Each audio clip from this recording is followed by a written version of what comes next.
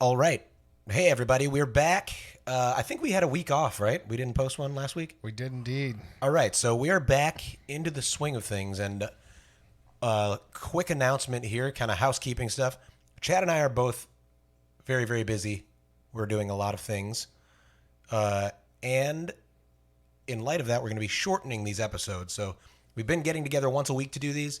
Lately, it's been not exactly every week. So we're going to try to get 3 episodes recorded per meeting here. So we're going to do shorter episodes. They're going to be like roughly 20 minutes long. I'm going to try to keep it concise. It'll be a little bit less rambling from me. And hopefully this is a more value-packed experience and also more stable, so we won't end up with a week where we have missed producing a podcast. Okay, so how you doing, Chad? I'm doing all right. Chad's How are doing you, all right. Peter? I'm doing great. I'm doing great. Excellent. How are you doing out there in Mercenary Land? We'll give you a second. We're gonna like Blues Clues it. How are you doing? Great. Okay, so today we are talking about jokes. This is a podcast we've been thinking about and talking about, and it's going to be, just a fun one.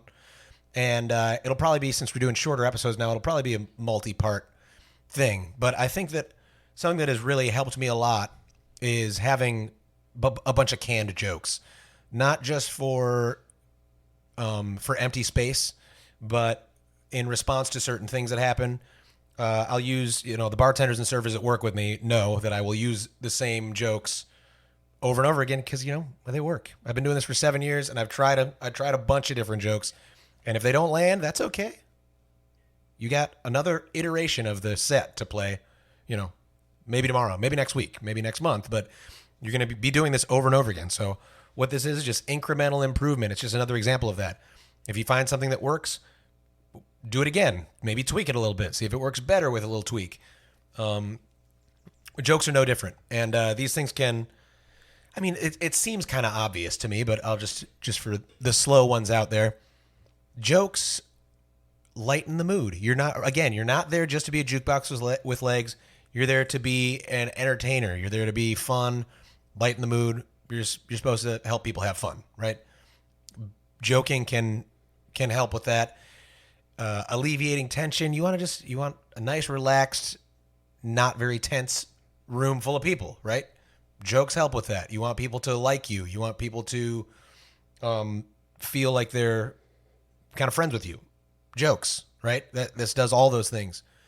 And it also helps you not feel so much pressure. You're not totally improvising everything every time. You're not having to be brilliant improvisational on the spot because you have these kind of jokes canned, ready to go. So some of my favorite jokes, I have some opening jokes that I like to use immediately, like before I even start playing. Depending on the gig, I'll crack a couple jokes before I even play a song. I'll be joking with an audience sometimes as I'm getting set up, depending on what's happening, right? So an idea of an opening joke here is you say, before you even play, you're like, hey, everybody, I'm Peter. I'm going to play some songs for you. Pretty much whether you like it or not, it's happening. Accept it. That's good. Right? I hope you enjoy it, but at this point, it's above my pay grade. It's just happening, so I accept it. I'll be playing songs for you or maybe at you, depending on your perspective. Like these kind of like, again, these are all kind of like dad jokes. They're cheesy. You're generally in a crowd of, if you're doing dinner stuff like I am, dinner and happy hour stuff, there's oftentimes a lot of kids in these places, so you're not going to do extremely dirty jokes, although there is a place for those too. But yeah, so there's kind of your opening joke, right? It's just, and you can just feel free to just steal these, just take them whole, and and try to use them and see if they work and see if they don't work. And if they don't work, there's always a joke you can make about your bad joke, right? Well, that was not a very good joke. I see nobody laughed at that one. I will be retiring that one. Tough crowd. Yeah, you can make jokes like that. Just be, and this is kind of like the general, remember we're always doing our telescoping Zoom thing. You got your specific tactic of a joke, and then you got a more strategic idea of just being lighthearted and not taking yourself too seriously, right? That's the strategic background feel, right? Easier said than done. I know being on stage can be scary, especially if you're not experienced. And see, even if you are experienced, sometimes it can be scary. So that's where having jokes you use over and over again can be very helpful. Is you don't have to worry about being brilliant, right? So there's your opener joke, right? I'm gonna be playing songs. I hope you enjoy it. Here's another one. Another kind of idea of an opening joke is, I know many of you have been hurt by live music in the past. I promise this won't be that bad, right? I'm not that bad. Another one that's kind of a joke, but it's also just informative stuff and helps let the crowd know you're not taking yourself too seriously. By the way, and a lot of times this will be people's big fear when you sit down. Oh, this guy's gonna be fucking loud. Oh my God, this is gonna be abrasive. I've been sitting here eating for 20 minutes, and now this dude is setting up a speaker 6 feet from my head. Awesome. You sit down, you say, hey, just so you know, folks, if I'm too loud, you just let me know. I'm here for you, okay? You just let me know. I'll turn down. I'm not sensitive about it. All you got to do is write too loud on a $100 bill, put it in the tip jar, and I'll consider it.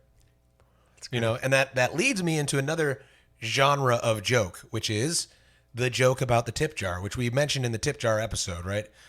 Jokes about the tip jar are great. We're killing multiple birds with one stone here because you get to mention the tip jar, obviously.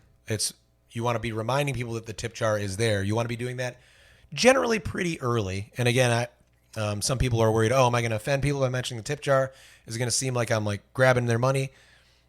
The people who are going to get offended by you mentioning the tip jar weren't going to fucking tip you anyway. Sorry to break that to you. The people who were going to tip you are like, oh, yeah, musicians do have tip jars. I was planning on tipping this dude. Yeah, here's money.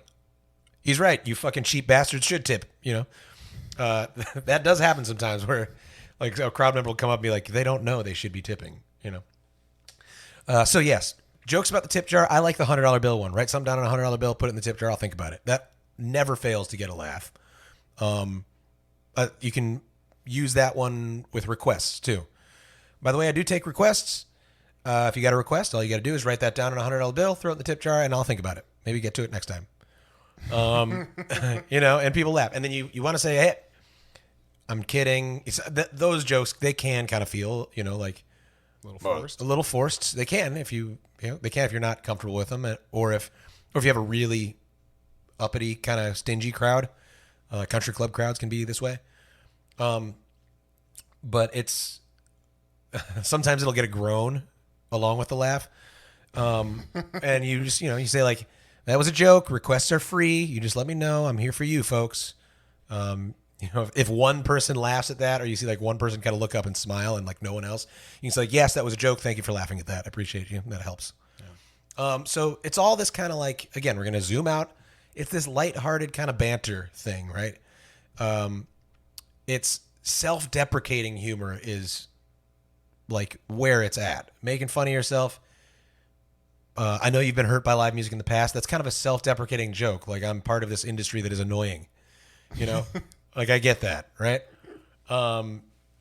People, and I from my own perspective as an audience member, it's so easy to come off as arrogant on stage, and it's not cool looking. It's not. I'd never want to tip these people. I was gonna say it doesn't get you tips. If somebody is sitting there with, and it's they don't feel arrogant. I know, because I've been on both sides of it. When you are looking like that, when you're like frowning at your guitar and being a very serious musician and really focusing on your music, you don't feel like you're being arrogant. You feel like you're totally exposed to a whole bunch of strangers, and you're doing something that you're used to doing in your bedroom by yourself in front of strangers, and maybe people aren't paying attention, or maybe people are actively not liking it. And so you don't feel like, oh, I'm this fucking shit up here. It doesn't feel that way from your perspective, but it looks that way. When you're on stage looking like I'm a fucking serious musician, I'm frowning, I'm like not smiling, I'm not laughing, I'm not talking in between songs, people think this dude is fucking up his own ass. Yeah, it's bad optics. It looks horrible. And jokes just drain the fucking venom out of all that feeling. Like, it's just, just make fun of yourself. It really helps.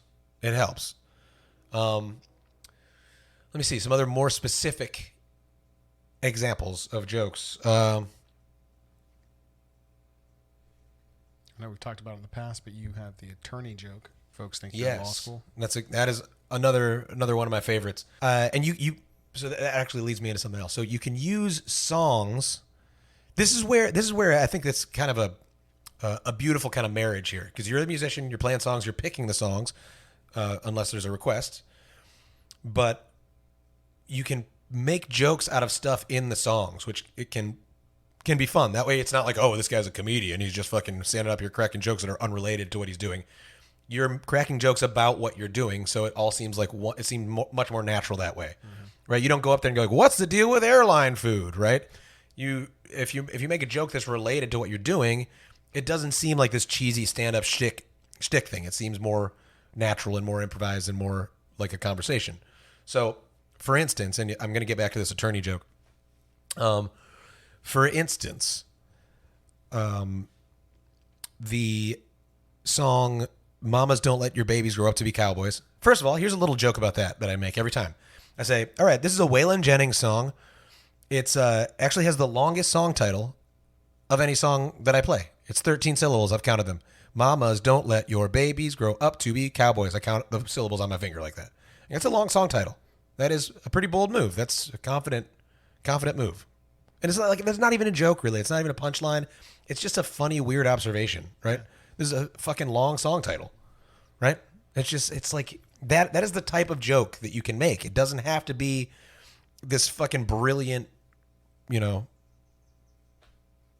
doesn't have to be, I'm thinking of a particular famous comedian. It doesn't have to be like a brilliant Carlin joke, George Carlin joke. Like, it doesn't have to be this amazing, wow, this guy's fucking hilarious. It just has to be kind of light, kind of self-deprecating, kind of funny. And so then I'm going through the song. I play the song. It's like, man, I really like this line. Mamas, don't let your babies grow up to be cowboys. Don't let them pick guitars and drive them old trucks. Let them be doctors and lawyers and such. And I go, actually, speaking of lawyers, my parents actually think I'm in law school right now. So you can take videos, but don't post any of this online. We're just trying to keep this between us. And that almost always gets a laugh. People love that. It's like, it's just like a funny, cute, self-deprecating, I'm kind of a loser. My parents think I'm doing something better. And if you're older and you can't really use parents, use my wife. Yeah, you could. Yeah, right. So on the blank. It does a couple and these jokes, they all, you'll notice they do a couple things at once. They're not just like, oh, there's a knock knock, who's there? Airline food. It's not like just a joke, right? It does a couple things. It makes you more relatable. People get it. It's relatable, right? People are like, oh yeah, disappointed parents, law school thing. People get that, there are people who are fucking in law school and are lawyers in the crowd who are like, yeah, I wish I could have been a musician. There's all this relatable stuff in there. Oh, this guy has a mom. It is another thing that separates you from being a jukebox with legs, right? You're describing yourself as a person in a funny, self-deprecating way. It just So that's a good example. I actually have another joke, and so this is I'm using "Mamas Don't Let Your Babies Grow Up to Be Cowboys." This is a great example of how much material you can get out of one fucking song. There's a really weird lyric in that song, and I'll do this is kind of like a 2-part joke, right? Where I'll start playing that song, and this is a little more of an adult joke, right? So I'll save it for 10:45 at night, right? It was last joke of the night. People are toasty. It's all adults in there. Yeah, and you can even look around and be like, okay, just want to make sure there are no kids in here before I mention this because this is a little weird. But there's a really weird lyric in this song, and I'm not gonna. We'll talk about it after the song. Let's see if you guys notice it. Play the song, but I don't know. Get through it, and they go all right, anybody pick up on the lyric? Sometimes somebody does. Usually they don't. And I say okay, so cowboys like smoky old pool rooms and clear mountain mornings. Okay, so far so good. Little warm puppies and children and girls of the night. Leave a pause there, right? Where people go ooh, yeah, that is weird. Someone will almost always go, yeah, that is weird. I think it is weird, right? It's just I get what he's trying to do. He's trying to say cowboys, we're complicated characters. We like, cute things and we like adult things. I get what he's doing, but to me, it's just hey, what do you like? Well, puppies and kids and hookers.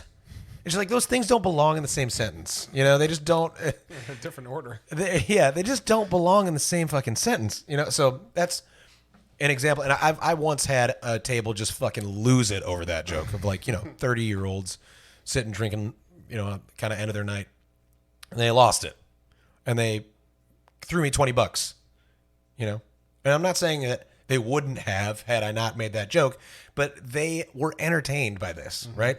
So it can be a more general, oh, this is more fun, this is just relaxed, I like this guy more thing, or it can be a very direct, like, man, that one fucking joke, I'm gonna be talking about it for a week. That guy was hilarious. It can be like any level of those things. It can be, I wasn't even like paying attention to this guy until my ears perked up when he started making what I recognize as a joke, and then I laughed, and now I'm listening to him. People, like, one of the most common compliments that I get is, you're very entertaining, right?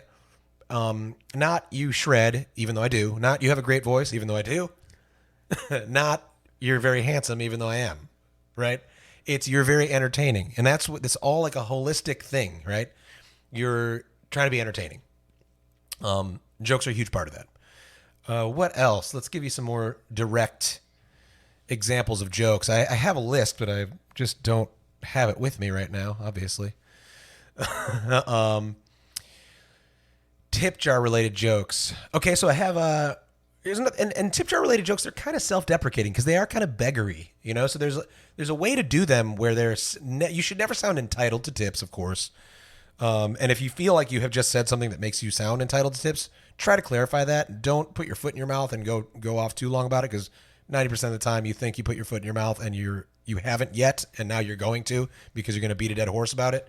But tip jar jokes, be very careful not to do it in a way that seems like you're entitled to tips. And if you do, say something like, tips, by the way, for musicians, not mandatory, all right? Tips are extra for musicians. And I use this line a lot. I say, tips are extra for musicians. Bartenders and servers, however, folks, pretty much mandatory. Please take care of them. They work very hard. They work much harder than I do. They have actual real grown-up jobs. Self-deprecating humor right there. I've got a thing with a little shtick with my tip jar where I've got a little string of battery-operated lights on there. I'll turn the lights on, and when it gets dark outside, I've got a couple of gigs that go through sunset. It gets dark outside. I go, it's time to take my daytime glasses off. I take my sunglasses off, put on my nighttime glasses, put on my clear glasses. And, that also means it's a very special time of the night. You guys ready? I got to do something very important. I reach over, people are looking up, trying to see what's going on. Click. I turn on this like really underwhelming set of battery operated lights on the tip jar, and I go, look at that. Lights. See the lights? It's like a light show, everybody. It's a very big deal. I'll be like, it's not that big a deal. It's just another excuse to mention the tip jar, which, by the way, is up here. Anybody could interact with it in any way they want at any time. Just no pressure, all right? I'm just throwing it out there. Just no touching. Yeah. Don't touch it. Yeah, you get the point. Yeah. Another tip-related joke. A lot of these jokes are tip-related because I think they're funny. I think they're the most opportunity to directly address something that people are shy about. And I think that's the way to do it, is hit a topic directly, make a joke out of it, and take the bite out of, like, hey, put some fucking money in this tip jar, asshole. And you're saying that. You are saying that, but you're doing it in a funny way. You're doing it in an entertaining, non-venomous way. I'm going to use venom again. So here's another version of a tip joke, right? It's like, by the way, I'm Peter Coulter. You can follow me if you like this. You can follow me on the internet. Peter Coulter Music with a K, Kolter, Peter Coulter Music, Facebook, Instagram, and of course, most importantly, Venmo. And I do that every time. I say, most importantly, Venmo. And again, it's another one that almost always gets a chuckle. And about half the time, it gets less and less as technology becomes more ubiquitous. But an old person going, what's Venmo? And a younger person going, that's like a tipping app. It's like a money you change. It's like PayPal. And I'll say, the great thing about Venmo, you could tip me every day for the rest of our lives on Venmo if you wanted to. Laugh, laugh, laugh. I'm not saying anyone's ever done that. You could be the first. That could be like our thing, And this is where you're kind of gauging it. If you got a laugh out of that first part, keep rolling with it. If you didn't, move on. Yep. But if someone's laughing and they're listening now, you go like, that I'm not, it's just an idea. It could be our thing. It'd be like, oh look, 10:30 in the morning. Daniel sent me another $5. Thanks, Daniel. You know, it's just like Daniel, this is your song. yeah, right. Yeah, Danny's song by Loggins and Messina. Here we go. Okay, what else? We're at 20 minutes. So let me just give you one more good joke here. And I'll give you one more joke here. And it's since I give you some opening jokes, I gave you some tip jar jokes. We're going to do a closing joke. It is also a tip jar joke, though. You guys ready? All right, folks, that is going to do it for me. I really appreciate you guys being here. Thank you so much. By the way, expressing gratitude, it's not exactly a joke, but expressing gratitude throughout the show is a good idea. It's just good for your mental health anyway, but crowds dig it. I mean, hopefully you're genuinely feeling gratitude because you have a fucking awesome job and it's because of them. But moving on. Thank you all so much for being here. I appreciate you guys coming. Hope you have a great night. Please be safe. Have a great night. Be safe. Not in that order, right? Safety first, then have a great night. Be safe and then have a great night. And I'm doing my tangent thing here, but that's like a little mini joke. That's like my tone throughout the whole thing. That's not the joke I was even going to tell you, right? That's just a joke within a joke. It's just me being a fucking playful goofball, right? Okay, I'll get to the real joke here. Thank you guys so much for being here. Have a great night. Please be safe. My name is Peter Coulter. Again, if you like this, follow me, blah, blah, blah. I'm packing up. The very last thing I pack up is the tip jar. So if you're a procrastinator, you still have time. No pressure, okay? I'm just saying. The tip jar is the last thing I pack up. If you want to throw money at me, feel free. That's it. All there is to it. Jokes. Nice, concise episode. If you like the new format, the shorter episodes, let us know. If you hate it, just shut the fuck up and keep that to yourself. But you already knew that. Thanks, guys. Bye. Next time.